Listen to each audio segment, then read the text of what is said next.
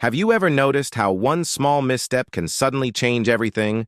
In old age, a simple one fall can lead to a broken hip, weeks in the hospital, or even the loss of independence. It's not dramatic. It's the quiet truth many seniors live with every single day. But what if there were specific ways to walk that could drastically reduce your chances of falling, no matter your age or strength? This video is all about that. We're going to talk about 6 walking habits backed by physical therapists and experts that are quietly helping thousands of older adults stay upright, mobile, and independent. These aren't gimmicks. These are practical, tested adjustments anyone can do starting today if you're between 60 and 85 or if someone you love is in that range. You'll want to hear every one of these by the end. You'll not only know what the tricks are, you'll understand why they work and how they help protect the parts of your body most vulnerable to falls. And maybe, just maybe, you'll stop feeling like your balance or gait is something you have to accept getting worse over time. Ready to feel safer with every step you take? Let's begin. Step 1, head position awareness. Most people don't realize that your head is like the steering wheel for your whole body wherever. It points. Your posture and balance tend to follow. That's why one of the biggest mistakes older adults make when walking is looking down too often or too far. It seems harmless, maybe even cautious, but it can actually increase your risk of falling. Here's why: when you tilt your head downward for long periods, especially during a walk, your spine begins to round, your shoulders collapse forward, and your center of gravity shifts. This puts more pressure on your knees and hips and reduces your visual awareness of what's ahead. You're more likely to shuffle, trip, or miss an obstacle completely. The body gets out of alignment, and that's when falls sneak in. Now, I'm not saying don't look down at all. Of course, you should be aware of your surroundings. But there's a trick that experienced walkers and therapists recommend: the 20-80 rule. Keep your eyes forward 80% of the time, looking about 10 to 15 feet ahead, and glance downward, their remaining 20%. This keeps your posture upright, your balance sharper, and gives you time to respond to hazards. Ellen, a 76-year-old retired librarian from Arizona, used to feel wobbly every time she walked down her driveway. Her son noticed she was always looking down at her feet, so he brought it up with her physical therapist. The therapist taught her to lift her chin slightly and focus ahead instead of below. Within 2 weeks, Ellen said her walks felt smoother, and the stiffness in her neck and shoulders even started to ease. She hadn't realized how much tension came from simply where she was looking. This adjustment is small, but powerful, because it's not just about seeing. It's about how your body stacks itself around your vision. When the head is aligned, your spine follows your core, activates, and your whole walking frame becomes more stable. That's the goal.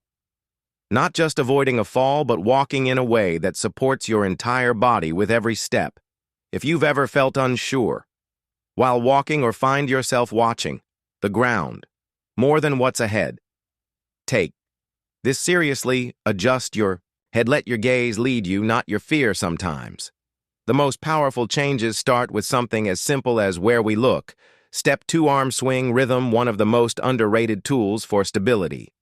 While walking isn't in your legs, it's in your arms. When you stop using your arms or let them dangle stiffly by your sides, you're quietly removing one of the body's built-in balance stabilizers. And as we age, we need every bit of balance support we can get. Think of arm swing as your body's natural counterweight system. When your right leg steps forward, your left arm swings forward and vice versa. This crossing motion helps keep your center of gravity balanced with each stride. It's not just about rhythm, it's about redistributing momentum so you don't feel like you're tipping to one side. But here's the issue. Many older adults begin to restrict their arm swing without even noticing it.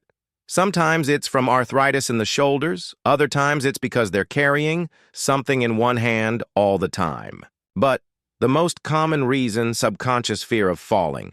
We get stiff, we clench, and that stiffness throws everything off. Take Joseph, for instance. Since he's 81 and lives alone in a small town in Oregon, he told me he started using a cane after a minor fall last year, but instead of improving his balance seemed to get worse when I asked him how he was walking. He admitted his right arm wasn't moving anymore, it just clutched the cane. His therapist showed him how to alternate cane use with intentional arm swing exercises that alone made a massive difference. He says he hasn't stumbled once since making that change. So what's the fix for you? Simple arm awareness practice, swinging your arms slightly as you walk, elbows relaxed, hands unclenched. You don't need to exaggerate the movement like a speed walker, but you do want a gentle, natural rhythm. Some folks even count their steps with their arm swings to make sure the motion is symmetrical on both sides, and if one arm doesn't move well due to a past injury or stiffness, do what you can with the other side. Even a single active arm helps anchor your momentum better than none.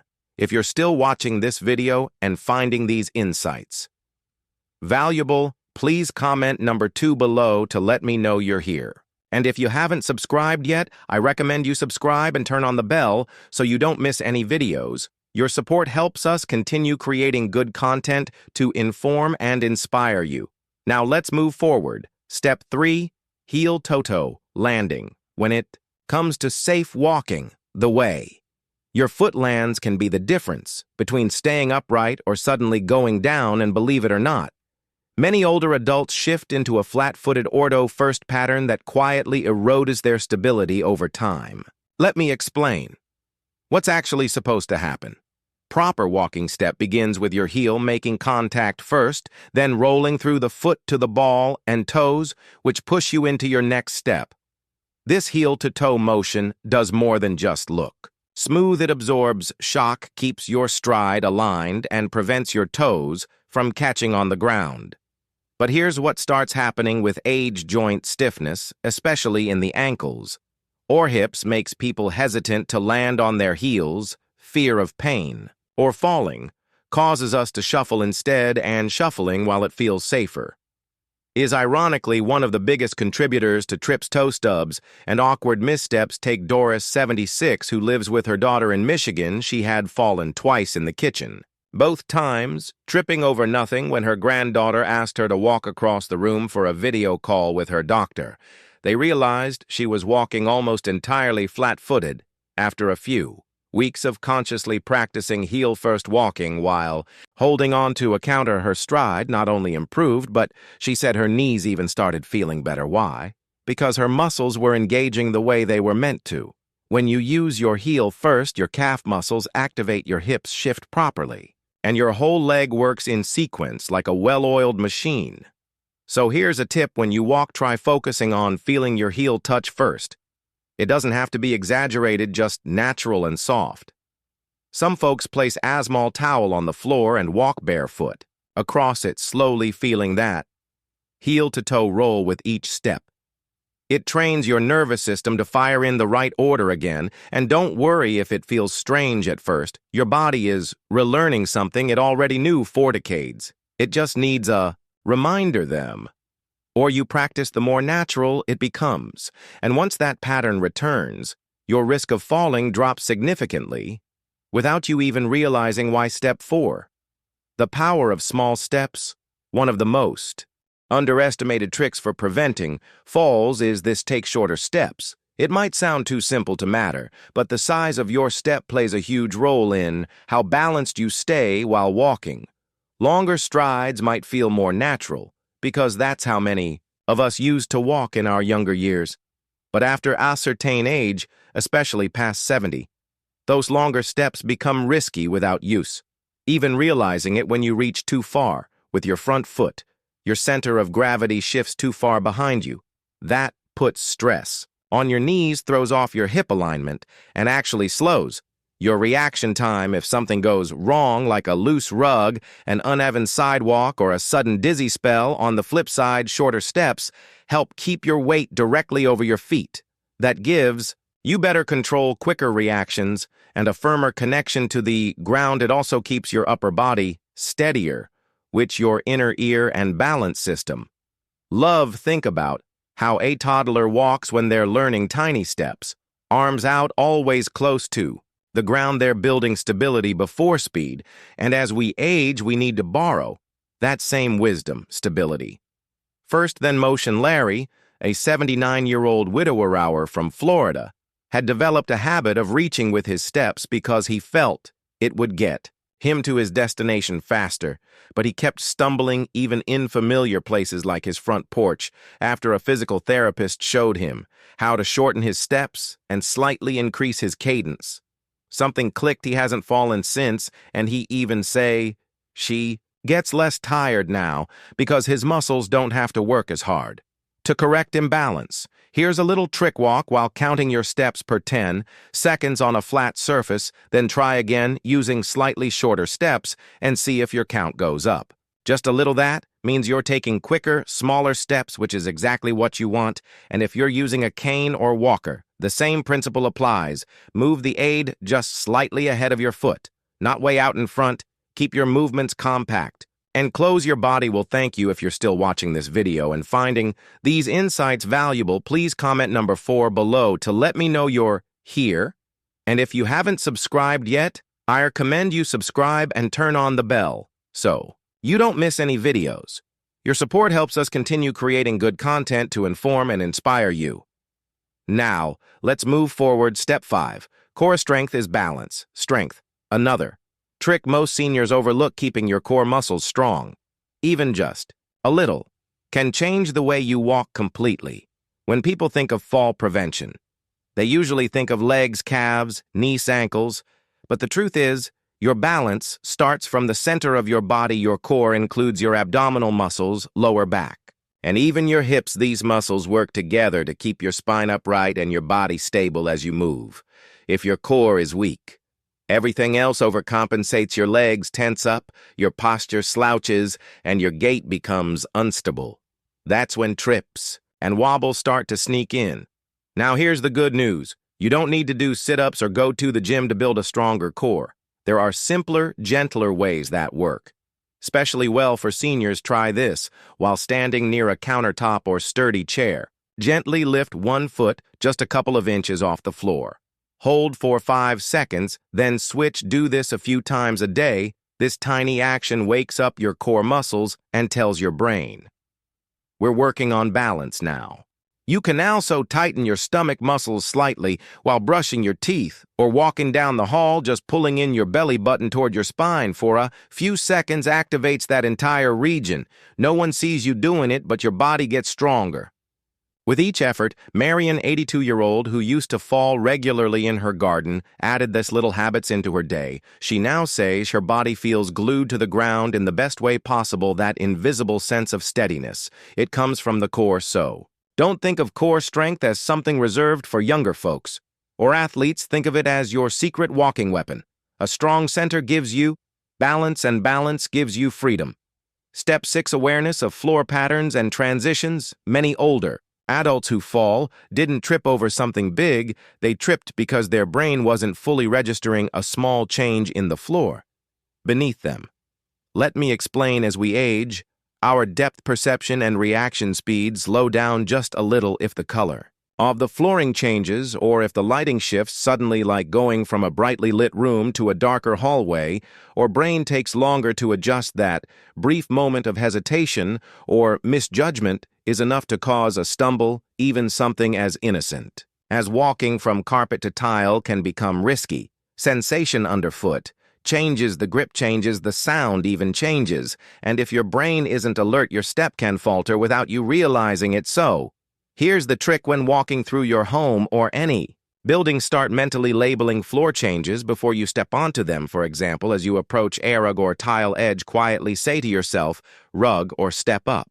It brings your focus back to your body and surroundings, like flipping a switch that turns on your awareness. It may sound silly, but this simple habit saved a man named Alan, 78, from a nasty fall in his kitchen. He started saying tile every time he walked into the room, and one day when the floor was damp, that one word made him slow down just enough to avoid slipping. Also, be wary of high-gloss floors. They might look clean, but reflections can mess with depth perception, especially under overhead lighting. If your brain sees glare, your step may become unsure even if the floor is actually flat and forth. Those who wear bifocals remember that. Slight shift in your lens can also warp how you see the ground. Always take an extra second when walking. Downstairs or curbs that pause can save you weeks of recovery.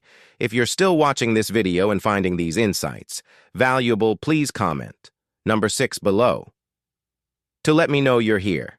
And if you haven't subscribed yet, I recommend you subscribe. And turn on the bell so you don't miss any videos. Your support helps us continue creating good content to inform and inspire you. Now let's move forward. But Rainery, final thoughts. One of the hardest things about getting older isn't just the physical changes. It's the fear that comes with them, the fear of falling, the fear of not being able to get back up. But here's something I want you to take with you today. You have far more power than you realize. Each of these 6 walking habits we talked about, every single one is something you can start doing today, not next month, not after you buy some fancy product right now, with your own 2 feet and a little awareness. And the truth is, when you make small changes like these, you don't just protect your body. You restore a piece of your confidence. That confidence makes you more independent, and independence, my friend, is one of the greatest gifts in our later years. So please don't let the fear of falling steal your peace of mind. You can walk with strength. You can stay upright. You can be that example for someone else who's been feeling unsure, unsteady, or stuck at home. Now, I'd love to ask, did any of these tips surprise you? Have you tried one of them before? Or is there one you're curious to try tomorrow? Thank you for joining us today. We'd love to hear from you. Leave a comment below and share one thing you learned today and how you plan to use it in your life. Your thoughts are important to us, so don't hesitate to share them. Reading your comments gives us great motivation and encouragement.